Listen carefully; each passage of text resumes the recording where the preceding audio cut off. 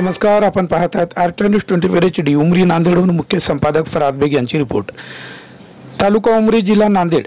उमरी शहरात आमदार राजेश संभाजी पवार साहेब, मोहम्मद खाजा मोहम्मद सज्जन सेठ, मारुतराव पाटील कवळेगुरुजी यांच्या हस्ते उमरी शहरात विविध विकास कामांचा भूमिपूजन सोहळा संपन्न. यात आपले मनोगत व्यक्त करीत आहेत मारुतराव पाटील कवळेगुरुजी. आपण या व्हिडिओमध्ये सविस्तर पाहू शकाल.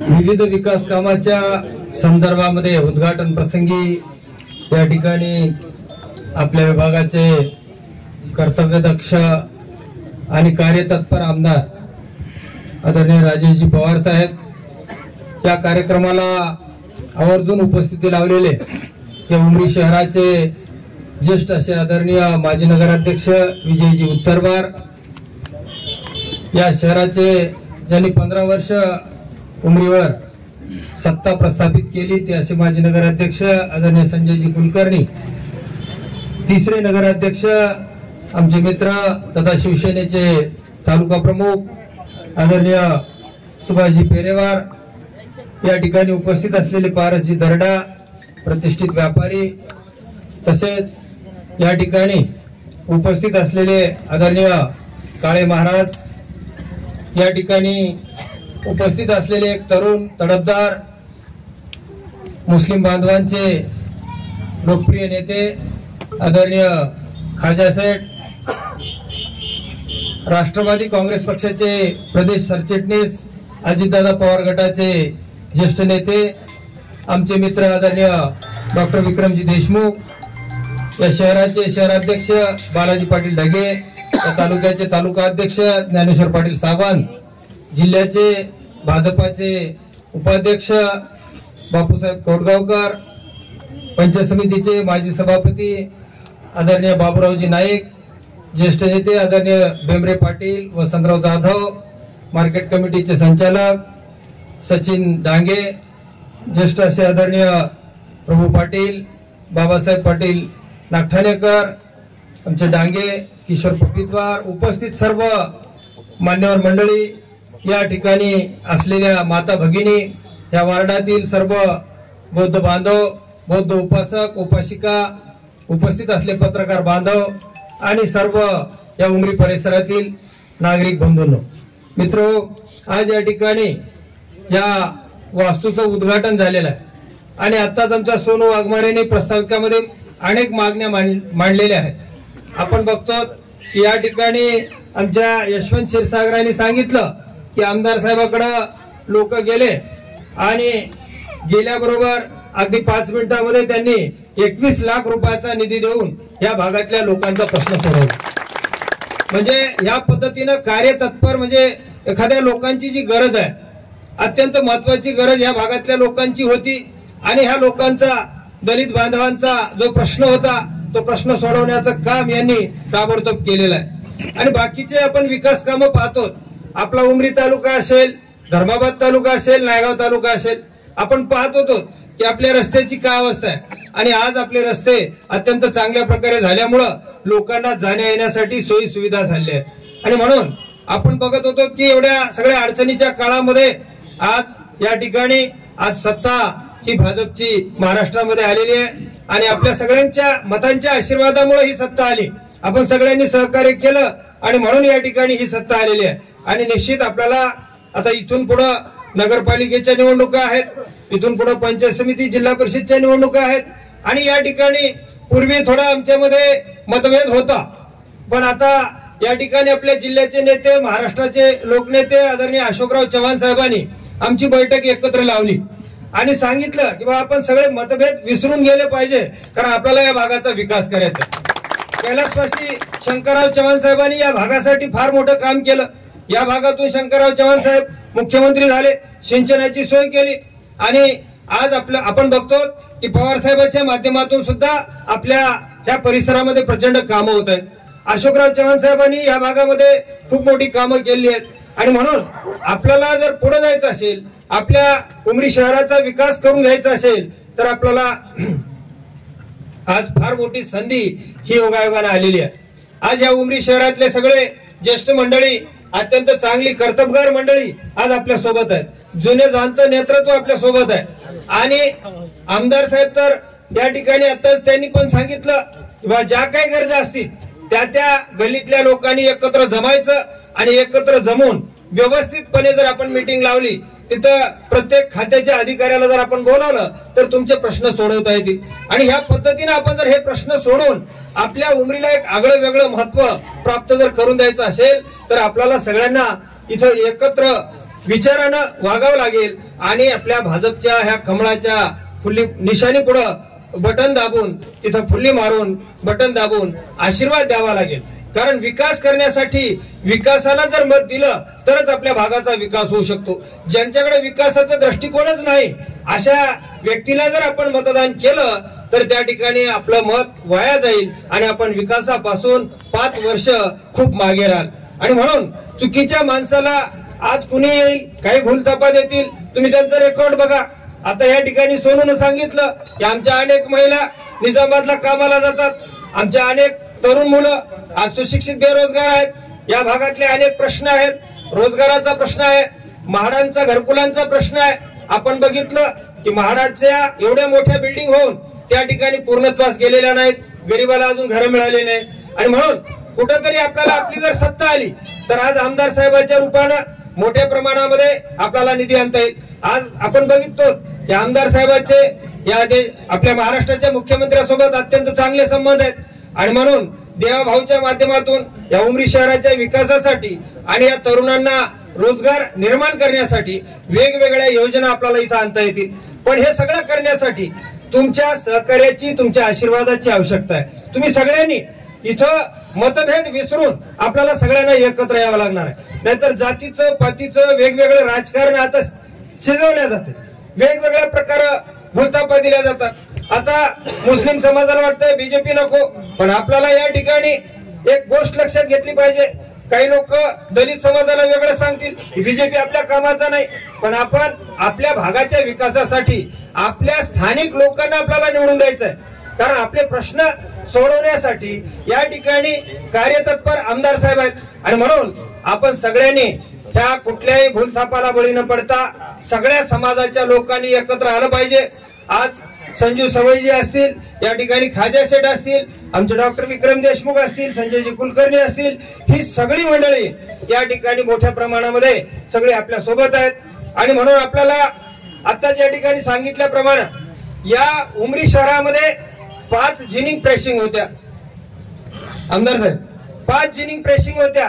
केरशी साहेबांची आपले नगरपालिकेच्या बाजूला जिनिंग प्रेसिंग होती, बॉम्बे डाईंगची जिनिंग प्रेसिंग होती, इकडे वर एक जिनिंग प्रेसिंग होती, बस स्टँड कडे एक जिनिंग प्रेसिंग होती आणि आपली ती एक जिनिंग प्रेसिंग. आता 1000 लोकांना रोजगार मिळत होता. ते सगळे उद्योग बंद पडले आणि उद्योग बंद पडल्यामुळे रोजगार बंद पडला. आपल्याला जर आपल्या भागात उद्योग आणायचे असतील तर आपण या ठिकाणी तुम्ही विचार करा, कोण उद्योग आणू शकेल, कोण विकासाचे कामं करू शकेल. अशा माणसाच्या जर पाठीशी आपण राहिलो तरच आपल्या भागाचा विकास होणार आहे. नाहीतर उगाच चुकीचं मतदान आपण पुण्या भूलथापाला बळी पडून किंवा वेगवेगळ्या स्ट्रॅटेजी राजकारणामध्ये राबवल्या जातात, नात्या गोत्याचे या ठिकाणी स्ट्रॅटेजी राबवल्या जाते. म्हणून आपण अशा कुठल्याही भूलथापाला बळी न पडता आपण जर या ठिकाणी सगळ्यांनी विचारानं जर नियोजन केलं, तरुणांनी, सुशिक्षित बेरोजगारांनी एकत्र आलं पाहिजे आणि आपल्या लोकांना ज्यांना कुणाला एखाद्या गोष्टी काही समजत नसतील तर त्यांना समजून सांगितलं पाहिजे. प्रत्येक समाजाच्या नेतृत्वाने पुढे आलं पाहिजे आणि पुढे येऊन आपण काम केलं पाहिजे. आपण दाखवून दिलं पाहिजे की जसं पूर्वी या ठिकाणी पैकीच्या पैकी नगरसेवक निवडून येत होते, आपली जर ही ताकद दिसली, विरोधकांचे या ठिकाणी मोठ्या प्रमाणामध्ये मतांचं हे झालं पाहिजे आणि आपल्या उमेदवाराला प्रचंड मताधिक्य मिळालं पाहिजे.